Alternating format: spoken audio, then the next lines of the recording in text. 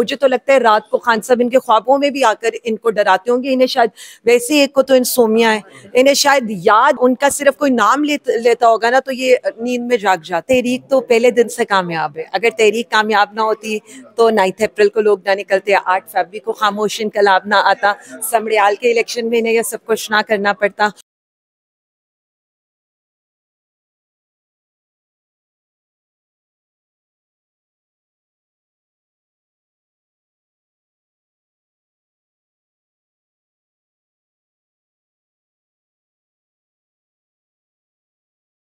इज्जत को हाजिर नाजिर जानकर सदके दिल से ये हल्फ उठाती हूँ कि मैं पाकिस्तान तहरीक इंसाफ वजीर आजम इमरान खान साहब के नजरिए और तहरीक हकीकी आज़ादी की वफादार, बाअमल और गैर मुतज़लज़ल सिपाही रहूंगी।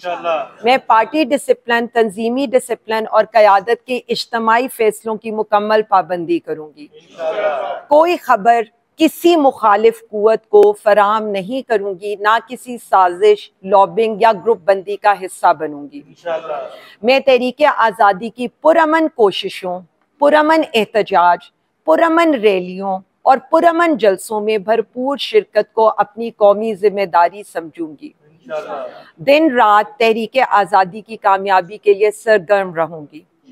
मैं वजीर आजम इमरान खान साहब की रिहाई, आइन और कानून की बालादस्ती, जमहूरियत, अवामी हक के हुक्मरानी के लिए हर जायज़ और कानूनी रास्ता इख्तियार करूंगी, आइनी और कानूनी रास्ता इख्तियार करूंगी।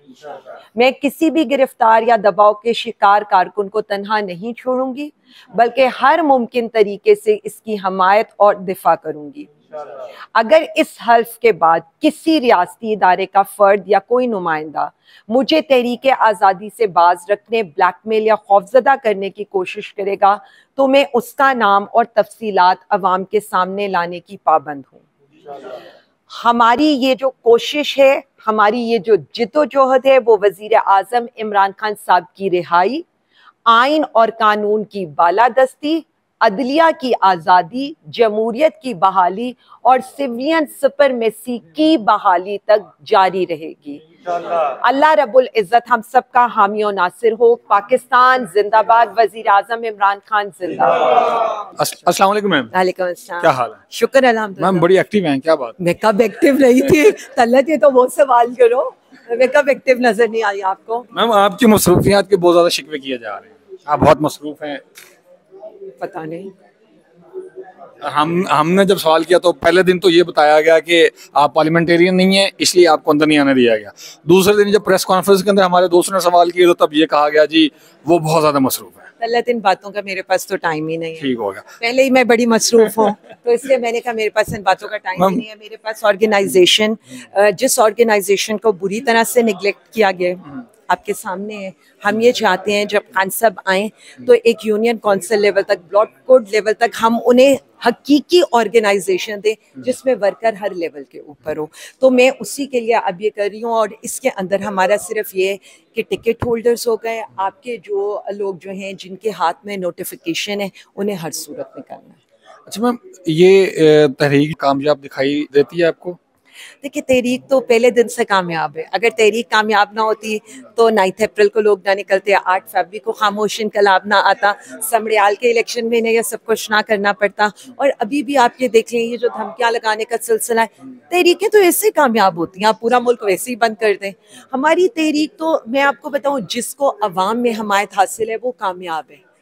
अब देखें, हम हमेशा ये कहते हैं पाकिस्तानी अवाम ने अब ये फैसला करना है, जो जिस तरह से लोग खुदकुशी करें, खुदकुशी हल नहीं है, अपने हक के लिए निकलना पुरअमन तौर पर, ये हल है इन सारी बातों का। आखिरी सवाल ये है कि जुल्फ़िकार अली भुट्टो साहब भी जेल में रहे, मियां मोहम्मद वाशिक साहब वो भी रहे, शहबाज शरीफ साहब भी रहे, आसिफ जरदारी साहब जेल में रहे, बेनज़ीर भुट्टो साहब जेल में रही, तो इन सब की औलादें उनको आके मिलती रहीं, चाहे कोई इंग्लैंड से आया, कोई दुबई से आया, कोई सऊदी अरेबिया से, कोई जद्दा से।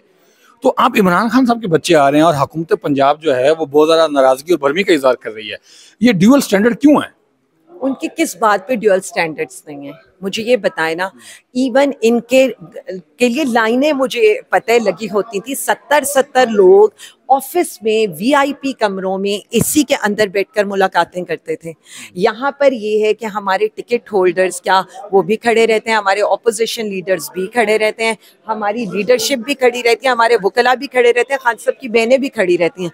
अब इन्होंने एक नया तमाशा शुरू किया है कि जी ना उनके बच्चों से व्हाट्सएप पर बात करानी है, ना उनके बच्चों से मिलने देना है, ना किताबें वो करनी है, और धमकियों पे धमकियां। मतलब मुझे ये समझ नहीं आ रही है, खुद आप अवाम में निकलने के काबिल हैं नहीं, धमकियां आप किसके बलबूते पर दे रहे हैं और क्यों दे रहे हैं? आईनी कानूनी हक है उनके बच्चों का उस लीडर से मिलना, वो आए मिलें। आपको तो आप तो खुद, अगर आपको ये होता कि आप खुद एक मरहलों से गुजरे हैं तो आप किस तरह से इस तरह का, लेकिन इन लोगों के बारे में मैं क्या कहूँ, ये तो इंसानियत के दर्जे से। एक छोटा सा सवाल, कासिम खान और सलमान खान की डिग्री जो है वो इस्लामिक हिस्ट्री के अंदर है या चंगेज खान की हिस्ट्री के ऊपर है?